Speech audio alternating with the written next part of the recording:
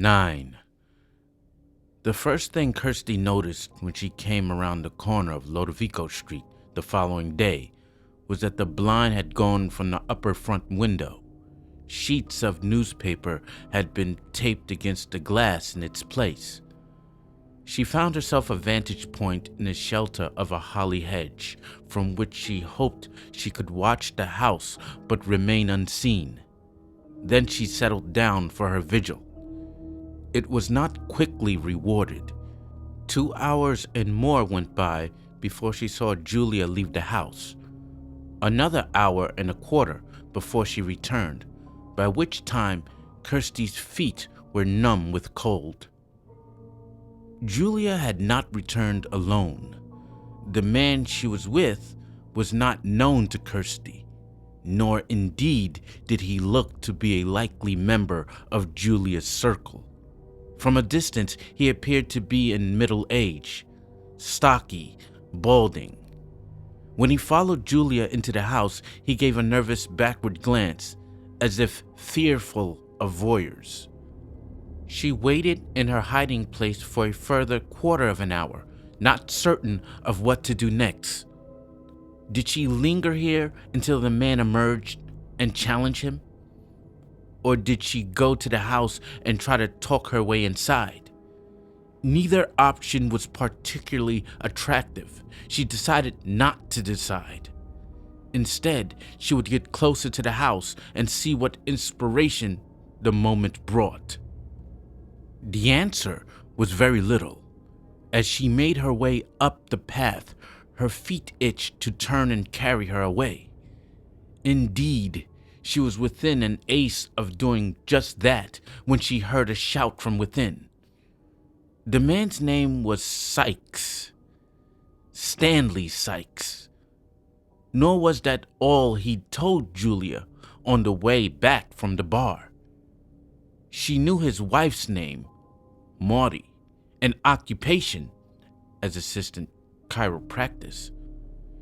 She'd had pictures of the children, Rebecca and Ethan, provided for her to coo over. The man seemed to be defying her to continue the seduction. She merely smiled and told him he was a lucky man. But once in the house, things had begun to go awry. Halfway up the stairs, friend Sykes had suddenly announced that what they were doing was wrong. That God saw them and knew their hearts and found them wanting. She had done her best to calm him, but he was not to be won back from the Lord. Instead, he lost his temper and flailed out at her. He might have done worse in his righteous wrath, but for the voice that had called him from the landing. He'd stopped hitting her instantly and became so pale it was as if he had believed God himself was doing the calling. Then Frank had appeared at the top of the stairs in all his glory. Sykes had loosed a cry and tried to run, but Julia was quick. She had her hand on him long enough for Frank to descend the few stairs and make a permanent arrest. She had not realized until she heard the creak and snap of bone as Frank took hold of his prey, how strong he had become of late. Stronger, surely, than a natural man. At Frank's touch, Sykes had shouted again. To silence him, Frank wrenched off his jaw. The second shout that Kirsty had heard had ended abruptly, but she read enough panic in the din to have her at the door and on the verge of knocking. Only then did she think better of it. Instead, she slipped down the side of the house, doubting with every step the wisdom of this, but equally certain that a frontal assault would get her nowhere. The gate that offered access to the back garden was lacking a bolt. She slipped through, her ears alive to every sound, especially that of her own feet.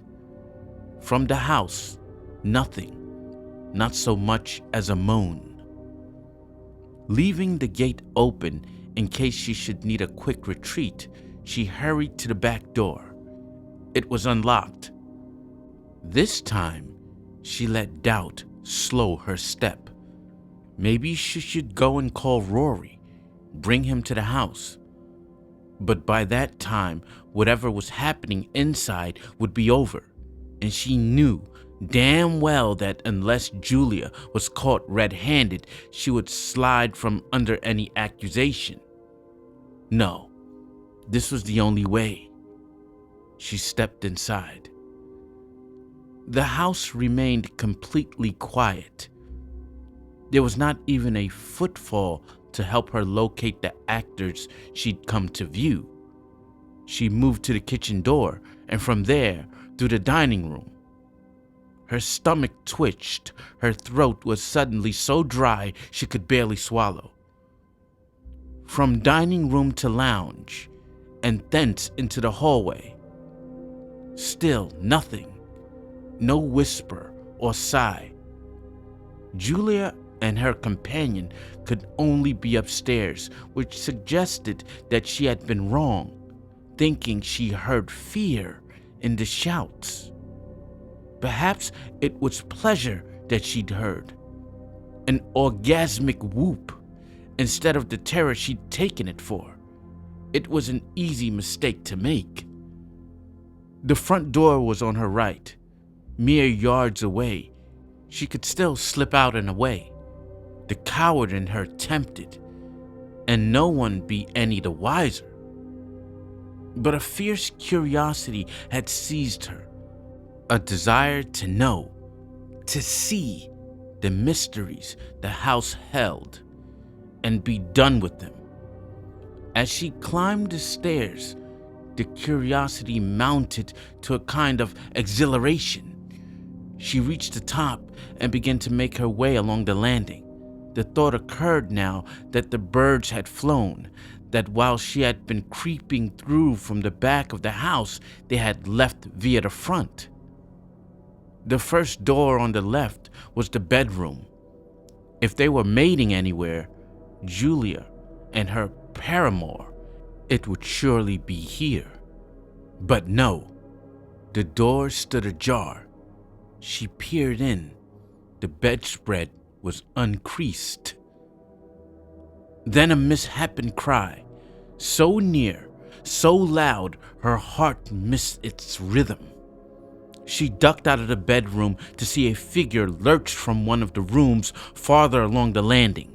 It took her a moment to recognize the fretful man who had arrived with Julia, and only then by his clothes. The rest was changed, horribly changed. A wasting disease had seized him in his minutes since she'd seen him on a step, shriveling his flesh on the bone.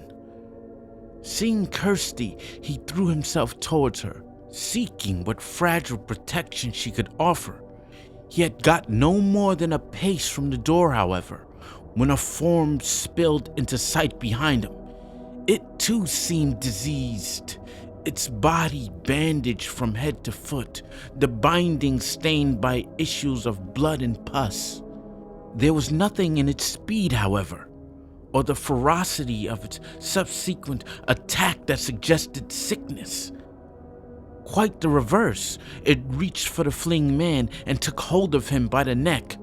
Kirsty let out a cry as the captor drew its prey back into its embrace. The victim made what little complaint his dislocated face was capable of. Then the antagonist tightened its embrace. The body trembled and twitched. Legs buckled. Blood spurted from eyes and nose and mouth. Spots of it filled the air like hot hail, breaking against her brow. The sensation snapped her from inertia. This was no time to wait and watch. She ran. The monster made no pursuit. She reached the top of the stairs without being overtaken, but as her foot descended, it addressed her. The voice was familiar. There you are. It spoke with melting tones as if it knew her. She stopped. Kirsty, wait a while. Her head told her to run. Her gut defied the wisdom, however. It wanted to remember whose voice this was, speaking from the binding. She could still make good her escape, she reasoned. She had an 8-yard start. She looked round at the figure. The body in its arms had curled up, feetally, legs against chest. The beast dropped it. You killed him. The thing nodded. It had no apologies to make, apparently, to either victim or witness. We'll mourn him later. It took a step towards her. Where's Julia? Don't you fret. All's well. She was so close to remembering who it was. As she puzzled, it took another step, one hand upon the wall, as if its balance was still uncertain. I saw you, and I think you saw me at the window. Her mystification increased. Had this thing been in the house that long? If so, surely Rory must. And then she knew the voice. Yes, you do remember. I can see you remember. It was Rory's voice, or rather, a close approximation of it. More guttural, more self-regarding, but the resemblance was uncanny enough to keep her rooted to the spot while the beast shambled within snatching distance of her. At the last, she recanted her fascination and turned to flee, but the cause was already lost. She heard its step a pace behind her, then felt its fingers at her neck. A cry came to her lips, but it was barely mounted before the thing had its corrugated palm across her face, canceling both the shout and the breath it came upon. It plucked her up and took her back the way she'd come. In vain she struggled against its hold. The small wounds her fingers made upon its body, tearing at the bandages and digging into the rawness beneath, left it entirely unmoved, it seemed. For a horrid moment, her heels snagged the corpse on the floor. Then she was being hauled into the room from which the living and the dead had emerged. It smelled of soured milk and fresh meat. When she was flung down, the boards beneath her were wet and warm. Her belly wanted to turn inside out. She didn't fight the instinct, but retched up all that her stomach held. In the confusion of present discomfort and anticipated terror, she was not certain of what happened next. Did she glimpse somebody else? Julia? On the landing as the door was slammed, or was it a shadow? One way or another, it was too late for appeals. She was alone with the nightmare. Wiping the bile from her mouth, she got to her feet. Daylight pierced the newspaper at the window here and there, dappling the room like sunlight through branches. And through this pastoral, the thing came sniffing her. Come to Daddy. Don't touch me! It cocked its head a little, as if charmed by this show of propriety. Then it closed in on her, all pus and laughter, and God help her, desire. She backed a few desperate inches into the corner until there was nowhere else for her to go. Don't you remember me? She shook her head. Frank. This is Brother Frank. She had met Frank only once. At Alexandra Road, he'd come visiting one afternoon, just before the wedding. More she couldn't recall, except that she'd hated him on sight. "Leave me alone!" It reached for her. There was a vile finesse in the way his stained fingers touched her breast. "Don't! Or so help me." Or what? What will you do? Nothing was the answer, of course. She was helpless, as only she had ever been in dreams. Those dreams of pursuit and assault that her psyche had always staged on a ghetto street in some eternal night. Never, not even in her most witless fantasies, had she anticipated that the arena would be a room she had walked past a dozen times, and a house where she had been happy, while outside the day went on as ever, gray on gray. In a futile gesture of disgust, she pushed the investigating hand away. Don't be cruel. The thing's fingers found her skin again, as unchewable as October wasps. What's to be frightened of? "Outside," she began, thinking of the horror on the landing. A man has to eat. Surely you can forgive me for that. Why did she even feel his touch, she wondered. Why didn't her nerves share her disgust and die beneath his caress? "This isn't happening," she told herself aloud. But the beast only laughed. I used to tell myself that, day in and out. Used to try and dream agonies away. But you can't. Take it from me. You can't. They have to be endured. She knew he was telling the truth, the kind of unsavory truth that only monsters were at liberty to tell. He had no need to flatter or cajole.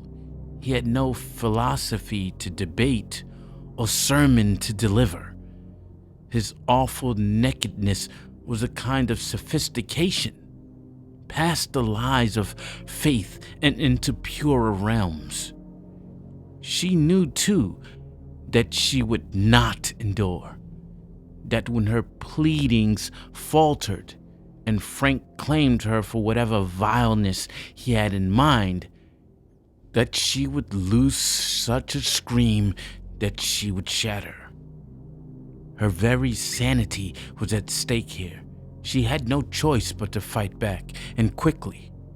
Before Frank had a chance to press his suit any harder, her hands went up to his face, fingers gouging at his eye holes and mouth. The flesh beneath the bandage had the consistency of jelly. It came away in globs, and with it a wet heat. The beast shouted, his grip on her relaxing. Seizing the moment, she threw herself out from under him, the momentum carrying her against the wall with enough force to badly wind her. Again, Frank roared. She didn't waste time enjoying his discomfort, but slid along the wall, not trusting her legs sufficiently to move into open territory toward the door. As she advanced, her feet sent an unlittle jar of preserved ginger rolling across the room, spilling syrup and fruit alike.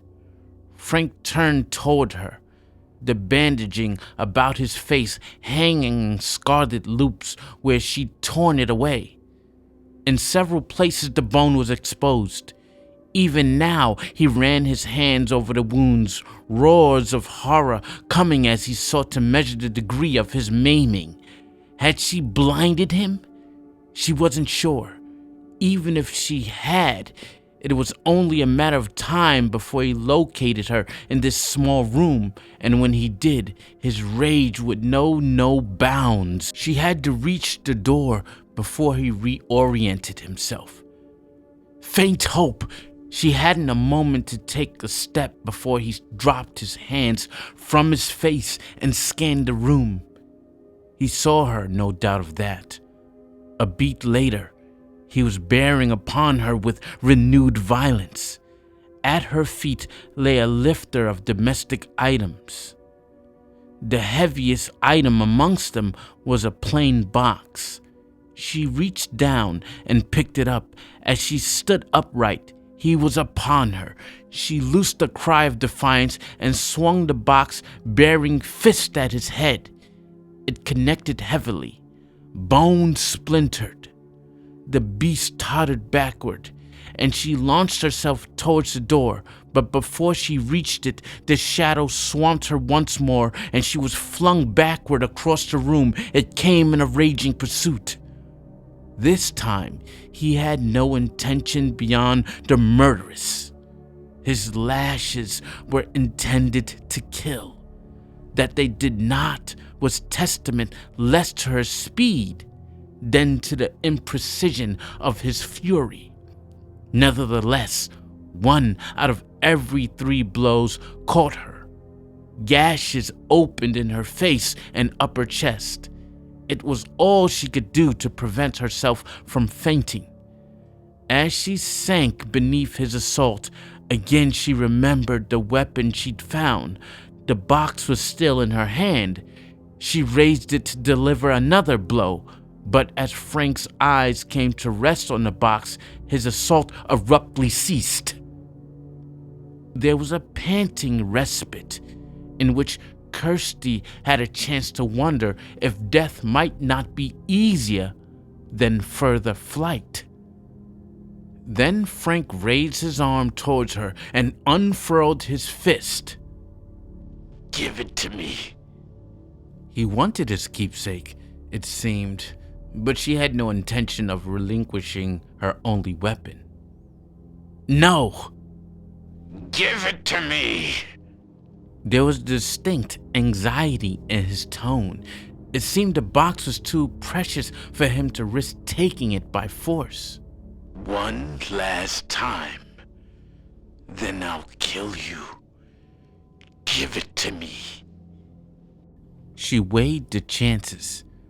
What had she left to lose? Say please. He regarded her quizzically, a soft growl in his throat, then polite as a calculating child. Please. The word was her cue. She threw the box at the window with all the strength her trembling arm possessed. It sailed past Frank's head, shattering the glass, and disappeared from sight. No! He was at the window in a heartbeat. No, no, no! She raced to the door, her legs threatening to fail her with every step. Then she was out onto the landing. The stairs almost defeated her, but she clung to the banister like a geriatric and made it to the hallway without falling. Above, there was further din. He was calling after her again, but this time she would not be caught. She fled along the hallway to the front door and flung it open. The day had brightened since she'd first entered the house, a defiant burst of sunlight before evening fell. Squinting against the glare, she started down the pathway. There was glass underfoot, and amongst the shreds, her weapon. She picked it up, a souvenir of her defiance, and ran. As she reached the street proper, words began to come. A hope, less babble, fragments of things seen and felt. But Lodovico Street was deserted. So she began to run and kept running until she had put a good distance between her and the bandaged beast. Eventually, wandering on some street she didn't recognize, somebody asked her if she needed help. The little kindness defeated her, for the effort of making some coherent reply to the inquiry was too much, and her exhausted mind lost its hold on the light.